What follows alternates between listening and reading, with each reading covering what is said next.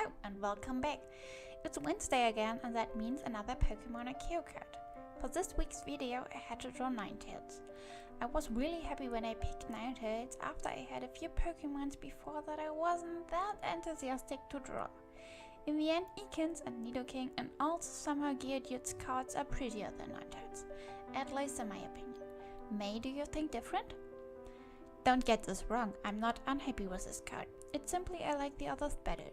But back to this card.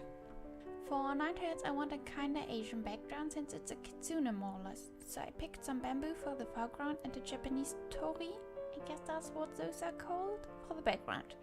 Overall the card got colored in mostly green and yellowish orange colors again, just like Growlithe. Even though both cards looks completely different in the end. Did I ever told you why I started this video series? Probably not. So it was nearly 2 years ago that I got challenged by a friend. We both wanted to draw all 151 Pokemon from the first generation with background. I started this digitally and drew the first 6 Pokemon. Charmander is also available as a Speedpaint from this time and looked like this. But after that I got bored. I started to draw the first generation Pokemon as chibis and still draw on here and there. At the moment I'm finished the first 78 chibi Pokemon. But this isn't quite the same since they are without shading and without background.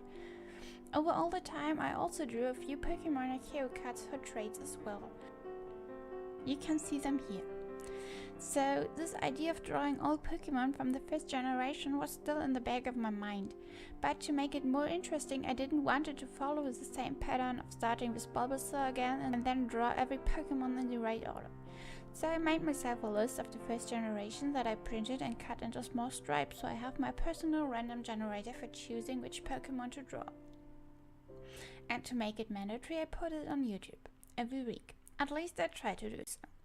So far I really enjoy this challenge and have a few more cards recorded because I will be away in February for 2 weeks and have not that much free time after that in March as well.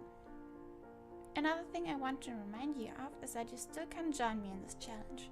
As I said in the Growlithe video, I will feature your drawings in my video if you drew the same Pokemon as I did. So if I would have to draw a Bulbasaur next week and you draw Bulbasaur as well, or did so in the past and send me the drawing, I will incorporate it in the video. Lastly, I have to pick the Pokemon for next video. It will be Seaking.